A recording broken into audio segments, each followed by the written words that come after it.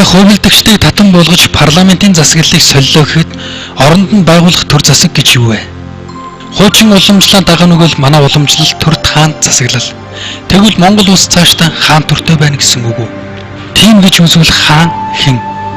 Хэрвээ үйлчлүүлэгч хаан байсан бол яагаад эдгээр үйлчлэгээний байгууллагаар үйлчлүүлж орлого оруулж байгаа юм? Үйлчлүүлэгч та хаан буюу би бол боол гэж итгэгчид өөрийн засаг төрийг байгуулахдаа ард түмэнд үйлчлэх зарцгдаг тодотгоолтойгоор тохон томилдог. Ийм ард түмэн төрөөс ажил нэхэж төр засаг нь ажил олгодог. Ингэж хүмүүн төрлөختөн аз жаргалын эрэлчид биш ажил хайгчид болсон. Үр дүнд нь ажил албандаа түүртэж ядарсан хүмүүсийн зовлон шаналн туйлтан хүрч хогийн цэг эмнэлэг шорон гяндан хүрээ хийдээр өвдөж зовсон хүмүүс дүүрсэн. Өглөө ажилдаа явбал оройн ядарсан хүн ирээд өглөө ажилдаа явбал орой ядарсан хүн ирээд явах юм. Бид нэр хүн байх нохоо байх хоёрыг нохоо илүү жаргалтай. Нохоо илүү жаргалтай шүү дээ. Эд бол энэ төрийн эзэд буюу хэрэглэгчийн хаан засаглалыг чиглүүлэн удирдагчид. Хэрэглэгч та хаан гэд манай үндэсний манлай үйлдвэрүүд эд нөхдийн хэрэгцээ шаардлагыг ханган үйлчлэх гээд толгой өндөх завгүй ажиллана. Үйлчлүүлэгчийн шаардлагаар үйлдвэр албан байгууллагууд ажиллаж, үйлдвэрлэгчдийн шаардлагаар төр засаг ажилладаг. Тэгэхээр энэ улс орны хэн хайш нь яаж удирдаад байна? Толгойгоо архинд мэдүүлэгчдийн шаардлагаар үйлчлүүлэгчээ өрсөлдөн булаалдан ажиллах боолуудад үйлчилдэг засаг төр нэртэй татвар хуваарлагчдад амар төвшин заяа, сайн нэр төр эрх учир байх уу? Өнөөдрийн засгийн газрын чи ямар ч эрх мэдлгүй зүгээр л татврын арга бай. Ерөнхий сайдын ажилгаач бол тамийн ажил. Шүн гэртээ ирэхэд чинь бүх бие чинь янгин зөвхөн толгой биш. Яс чинь янгин. Би л ийм төрлөө хизээч очихгүй. Тэ? Яг үнэ. Ийм төрлөө би очихгүй. Энэ угаасаа төр биш. Тэгээ би нэгэнд харийнхны тоглоомын засаглал боол болмооргүй учраас би очихгүй энэ төрлөө. Тий. А тэгэхээр цөмөр энэ нийлээд энээс гарыг Хүмүүн төрлөختний гаргаж ирээд соёл иргэншлийн дээд хэлбэр гэж бидэнд ойлгуулад явж байгаа энэ төр бол яг тодорхойлтон дээр төрийг ард түмэнд үйлчлэх зарцгаа хэлж байгаа шүү дээ. Гэхдээ тэгэхээр энэ зарчийн хөдөлмөр рүү хийн очие. Ягаад ч монгол хүн очихгүй шүү дээ. Монголчууд ч өөрөө бол агуу эрхэмсэх хүмүүс шүү дээ. Би бол эзэн, би бол хар гэртэй хаа гэсэн ийм эзэн сэтгэлгээтэй ард түмэн яаж зарчийн байр суурин дээр очих юм? Үйлчлүүлэгч таны төлөө бүхнээ зориулна гэд мөнгөтэй бол хэндэж хамаагүй бүхэлдсэн ажиллаж хэрэглэгч үйлчлүүлэгч гэгдэх архичин, тамхичин, шуналтан, гаж донтнуудад үйлчилдэг албатуудын шахалт шаардлагаар ажилдаг засаг төр гажуудхаас ч яах вэ? Тийм байгаа учраас энэ хүн би ийшээ очихгүй. Харин бүгдөө монголчуудаа нийлж хагаад энийг нэг засаад авъя. Хуучин байранд нь аваач тавья. Тэр эрхэм газар нь аваач тавья л гэж яриад штэ энэ хүн. Тэг яг энэ хэрэгжээ хязээ хаанаас ороод ирвэ гэх юм бол 21 оны 4 сард Жанзандам хотод Ягуузар хотод Жалханц хотод Заянгийн дөрөв Монгол орныхоо 100 жилийн зам мөрийг үзсэн нэг төр тавьсан байна. Тэгээд тэнд Монгол орныхоо туулах замыг ер нь үеэр хэлсэн нэгэн ч зөрөөгүй л дээ. Элдв гачууд нөтөр харинслэл дүүмэн бүгд л байдаг. Тэгээд 90 оны цагаан мөрөн жил эхэлсэн байдаг. Эндээс юм орчод өгнө гэж. Тэгээд сүүлд нь ингээд тэрнээс хойш бас нэг хэдэн жил зай бийгээд. Тэр дөрөв гэгэдний хэлснээр бол одоо Монгол орн хууль байвч мөрдөхгүй, ном байвч буруу шигцэг гэдэг дээр яваа. Хэрвээ бид нэр энэ 90 жилийг туулаагүй бол бид энийг бас ойлгохгүй ч гэсэн юм бүү гэж.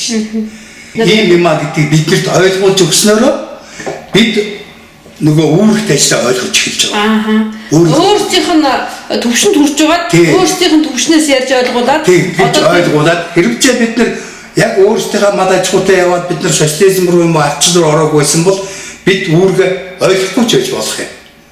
Энэ үнийг ойлгуулахын тулд тэгвэл 37 онд тэр олон лам амиан зулж дэлхийн жишг Монголд орж ирж байгаа тийм ээ.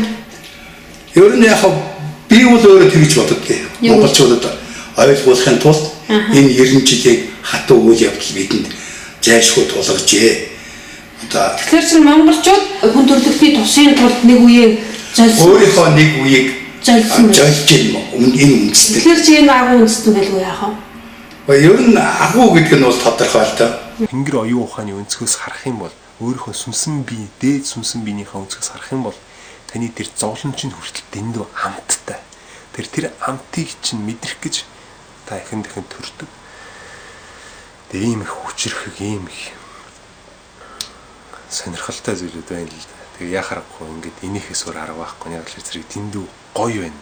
Энэ амьдрал гэдэг чинь ямар гоё амттай юм бэ?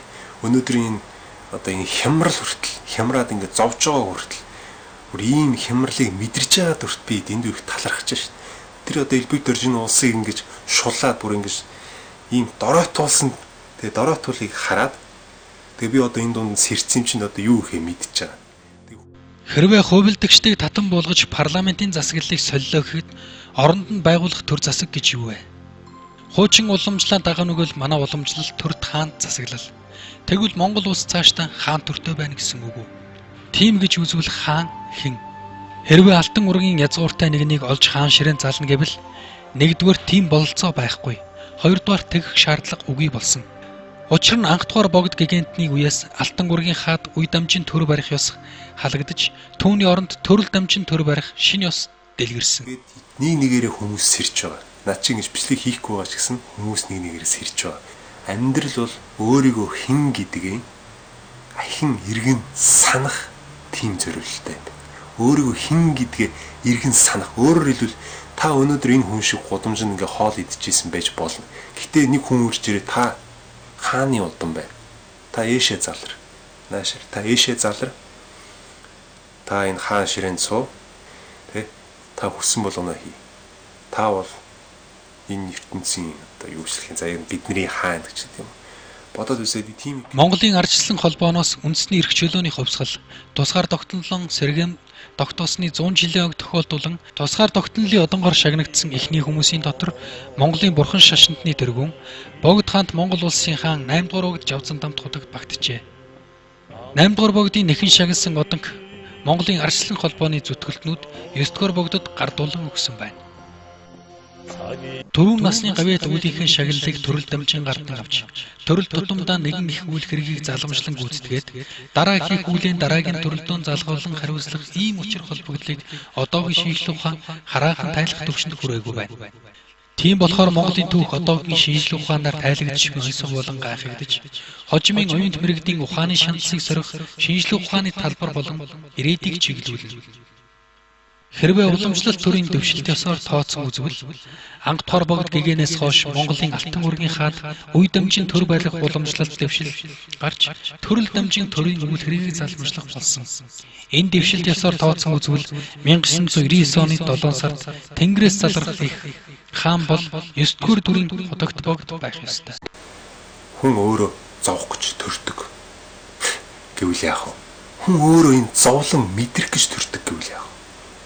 Бүр амар сонзэ. Яг тийм юм байлээ. Хүний сүнс бол энэ огтруугой одоо бидний энэ оюун ухаан бол тэр тэнгэр оюун ухаанаас тасарсан оюун ухаан. Тэр бол бидний сүнс гэж хэлж байна. Тэр бол бидний энерги гэж хэлж байна. Тэгээ тэр асар хүчтэй. Тэгээ тэр болохоор зэрэг энэ амьдрал дээр ирэхдээ яадаг вэ гэхээр зэрэг хүн бол төрөхдөө хин гэдгийг мартаж төрдөг. Тийм хүүхэлтэй кино байдаг шин. Рапунцель урт үстэй тийм охин байдаг шин. Тэгсэн чи хааны охин байдаг үстэй. Насаараа бүр ингэж цэвэрлэгээ гэж амьдарч байсан мөрчлөнгөө дараа нь хааны охин байдаг. Яг тэрнтэй ч адилхан зав. Хүн өөрийгөө хин гэдгийг иргэн санах гэж энэ амьдрал дээр амьдардаг байна.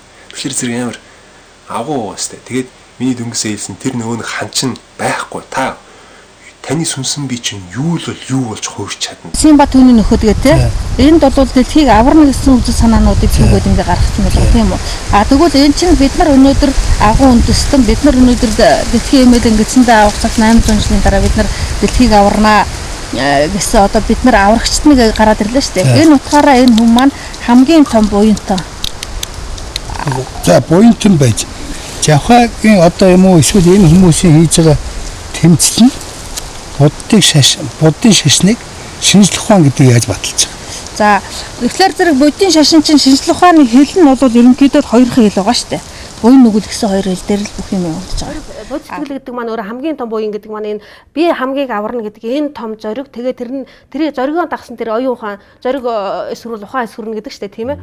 Тэгээ ингээ оюун ухаан чинь ингэж яаж энэ том зоригийг дагаж хүчрхэгжиж гэж гэдэг юм а бодтолтой. Одоо жинхэнэ буянтнууд гэвэл одоо энэ улсууд байгаа аахгүй юу? Одоо чинь тийм тэгээд энэ юмыг л одоо яг энэ талаас нь энэ буян нүгэл гэдэг энэ заагийг ингэж гаргаж ирж тийм ингэж гаргаж ирээ. Тэгээ энэ яриаг ингэ сонирхолтой хэлбэр рүү оруулахгүй бол энэ манай энэ шашны тэргүүнүүд маань өнөөдрийн энэ баруун Бурхны шашнаа номлоод байгаа нь яг энэ дээр ингээ яриаг нэгэ сонсоход ерөөсөө барууны үзэлтнүүд. Тэгтэл энэ барууны аюулаас сэрэмжлүүлсэн ийм аюултай байх шүү гэдгийг минь болор улс судлаач ингээ гаргаад ирж байгаа байхгүй юу. Тэгэхээр миний хувьд бол аль нь бурхан байх вэ тийм ээ. Энэ хүмүүс бол миний хувьд бурхад байгаа байхгүй юу. Алтан соён бол одоо бод сэтгэлтэн бүтэх тийм гайхамшигтай утгыг агуулсан өнөөдөр дэлхийд бурханы юм уу бод сэтгэлтэн бүтгийн ухааныг одоо туг тарцаг болгож одоо дээдтэй залцгаа тийм одоо ус үндэстэн байхгүй. Зэрэг миний хувьд судалсан Будда, даяанд хийсэн Будда, амьдралын замнал нь Будда. Аврах гарсан Будда гэж чинь тийм үү. Тэгэхээр зэрэг аврах гарцаа шашин хэрэггүй бол энийгээ болиё заа юу. За тэгэхээр чин гэхдээ ард түмэн чинь өөрөө мухар сүсэг тавцсан буюу энэ лам нарын амыг хараад байгаа байхгүй юу? Лам нартаа мөргөөд хамаг өргөл барьсан лам нартаа өргөөд нь штэ. Өөрөөр хэлбэл эдгээр чинь шашин ч усууд байгаа даа штэ. Шашин шүтээд байна тийм үү? Үндсэндээ бодвол миний хувьд л энэ жавхлан дээр энэ хүмүүс дээр өргөл барьцаа үрчрээд эн чин та нарыг аврах юм шүү гэдгийг зарлах гэдэг штэ. Ойлгож байна уу? Тэр шашин гэж шүтээд байгаа усууд дээр чинь тэр өргөл барьцын эзэд чинь эднэр биш юм шүү. Эднэрт өргөөд эднэрийг босгоод ирээч. Тэгвэл бид нар энэ дэлхийг эднэр яриад байгаа юмар бид нар авах гэдэг нэг юм гаргаж ирэх гэдэг байгаа байхгүй. Наадах чинь бодгүй юм. Би бол тэрийг бол маргахгүй. За тэгэхээр миний тус эрдэн байгаа биз? Яагаад гэвэл ард түмэн чинь эднэрт өргөөд угаасаа энэ бурхны шашнаас болоод манжийн даралт орсон гэдэг бодол дээрээс өнөөдрийн лам нарын байгаа байдал ингээд цаад учрыг ингээд таних энийхэн юм дээр тэглээд ингээд юу ч болчиход байгаа. Энэ юмыг энэ тэг гацаа гаргаад энэ улсууд дээрээсээ энэ бодмөрийн зэрэг энэ номнуудаа ингээд сайхан яриад ингэх юм бол одоо ерөөсөн бус бүх юм хийгдсэн байна гэд энэ киноны хамгийн гол төгсгөл нь энэ Нострадамусын зөвгөн судлаачтай хийсэн баримтат киноноор хийгдсэн. Таны өөрөө чинь бодлын үр дүнгээр гарч бүрлдэж ингэж юм байна гэсэн та өөрийнхөө хувийн бодлыг хэлээд байна шүү дээ.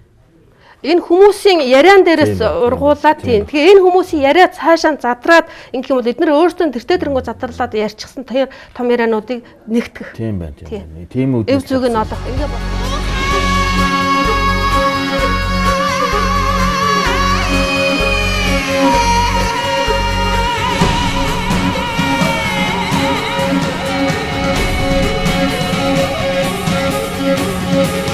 Орогсож дэлхийг номхруулсан баатруудын мохшгүй домог ясанд минь шархиран байгаа. Мөнх тэнгэрийн чингэн байдгийг зарлиг болгооч магнаг ертөнц орныг Монгол гэж ухаалмаарва